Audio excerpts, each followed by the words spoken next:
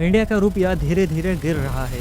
बार रुपया अमेरिकी डॉलर के मुकाबले 90 के पार चला गया है। आज डॉलर भारत की इकोनॉमी जो चौथे पायदान पर थी, सीधे 6वें पायदान पर पहुंच चुकी है। देश में लोगों को एलपीजी सिलेंडर नहीं मिल रहा है। ये रो रो के दिन गुजर रहा है। गैस रहेंगे तब न पका के खाएंगे। पेट्रोल का संकट है, जबकि हमने ना तो किसी से युद्ध किया और ना ही युद्ध में किसी को सपोर्ट किया।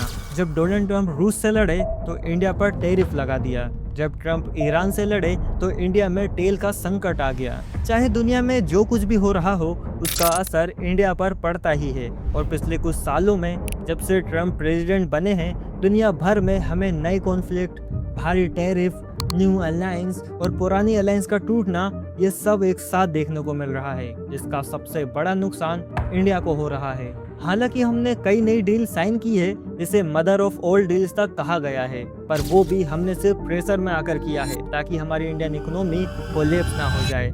डोनाल्ड ट्रंप सिर्फ प्रेसिडेंट नहीं रहे, बल्कि पोपट लाल बन चुके हैं, जिसने पूरी दुनिया को हिला कर रख दिया है। अरे दुनिया हिला दूंगा। डोनाल्ड ट्रंप अभी तक अमेरिका के 2 बार प्रेसिडेंट बन चुके हैं और दोनों बार ही ये बुढ़ा हमारे पीछे ही पड़ा हुआ है। मेरी समझ में नहीं आता बुढ़े, तुम मेरे ही पीछे क्यों पड़ गया है? बात करें अगर इनकी फर्स्ट प्रेसिडेंसी के टाइम की, यानी 2018-19 की, तो आपने एक डील के बारे में तो जरूर सुना होगा कि इंडिया रसिया से S-400 नाम का एक एयर डिफेंस सिस्टम खरीद रहा है, जिसकी काफी ज्यादा चर्चा चल रही थी। S-400 डिफेंस मिसाइल सिस्टम की डील पर सहमति बन चुकी है और इस पर और सुबह शाम न्यूज चैनल पर बस यही खबरें चलती रहती थी कि ये सिस्टम इंडिया के लिए कितना जरूरी है। पर उस टाइम भी डोनाल्ड ट्रंप इस डील से बहुत ही नाराज था। US President Donald Trump has made confusing statements over imposing sanctions against India for signing a deal with Russia to purchase the S-400 missile defense system. क्योंकि रसिया और अमेरिका की दुश्मनी सदियों साल पुरानी है और अमेरिका में एक कानून है कटसा, जो कि अमेरिका ने खुद बनाया है उन देशों पर प्रतिबंध लगाने के लिए जो रसिया से सामान खरीदेगा।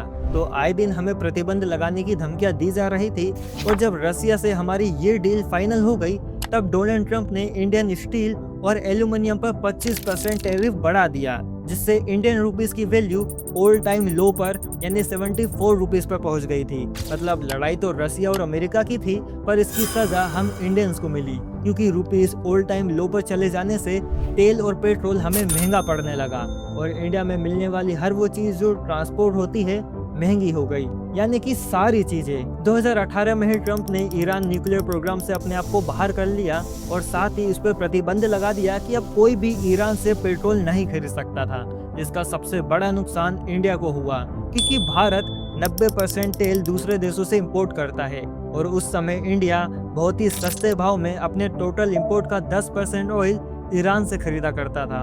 और सिर्फ रेट ही कम नहीं थे, बल्कि ईरान के साथ हमारा ट्रेड रुपीस में भी होता था, जिससे इंडियन रुपीस की वैल्यू स्ट्रॉन्ग बनी रहती थी और हमें डॉलर पर कम डिपेंड रहना पड़ता था। लेकिन अमेरिका के इस प्रतिबंध के कारण हमें दूसरे देशों से 20 से 25% महंगा तेल खरीदना पड़ा, वो भी अमेरिकन डॉलर में, जिससे इंडिया में पेट्रोल के भाव तेजी से बढ़ने लगे और देखते ही देखते पेट्रोल का रेट 2020 तक 100 रुपए के ऊपर चले गया। इस सफेद बाल वाले गुड्डे ने अपने पहले कार्यकाल में ये सब करने के बावजूद भी इंडिया ने पॉलिटिकल कैंपेन में इसका साथ दिया और जिताने की पूरी कोशिश की।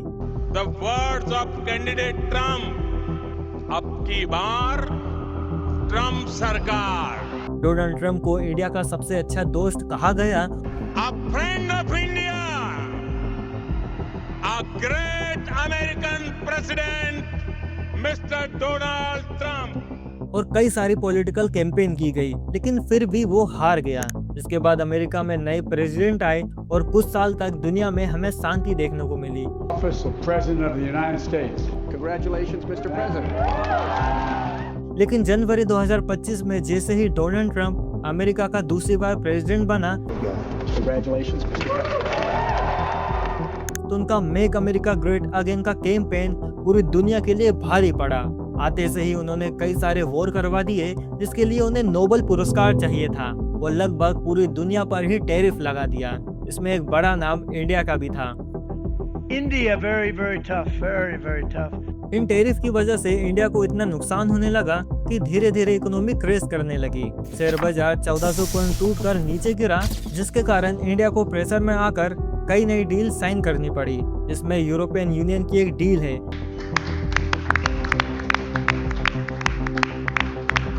जिसे मीडिया ने मदर ऑफ ऑल डील्स तक कहा। Stage is all set for the mother of all deals. The Europeans are calling it the mother of all deals. और अमेरिका के साथ भी बहुत नेगोशिएशन करने के बाद एक नई डील साइन की, जिसके बाद हम पर टैरिफ थोड़ा कम कर दिया गया। लेकिन हकीकत यही है कि ये सारे डील्स हमने प्रेशर में आकर किए, क्योंकि लेजर राइट वाले हमारे विदेश मंत्री हर जगह बेबस नजर आए। इंडिया की इकोनॉमी जो कभी चौथे पायदान पर थी, जिसे हम सब ने बहुत सेलिब्रेट किया था। साथियों, हम आज दुनिया की चौथी इकोनॉमी बने हैं। आज 6वें पोजीशन पर आ चुकी है और हम अपनी जरूरत का सामान भी दूसरे देशों से इंपोर्ट नहीं कर पा रहे हैं, क्योंकि आज के टाइम भी हमें बार बार रसिया से सस्ता तेल खरीदने के लिए थ्रेटन किया जाता है और सेकेंडरी टैरिफ लगाने की धमकियां दी जाती है। अब हमें ये समझना चाहिए कि डोनाल्ड ट्रंप को इंडिया से कोई मतलब नहीं है, भले ही हम दुनिया की सबसे ज्यादा पॉपुलेशन वाले देश से क्यों ना हो। अब हमें भी इंडियन फर्स्ट पॉलिसी को और स्ट्रिक्ट करना चाहिए और अपनी एक पावरफुल इमेज को दुनिया के सामने बनाना चाहिए,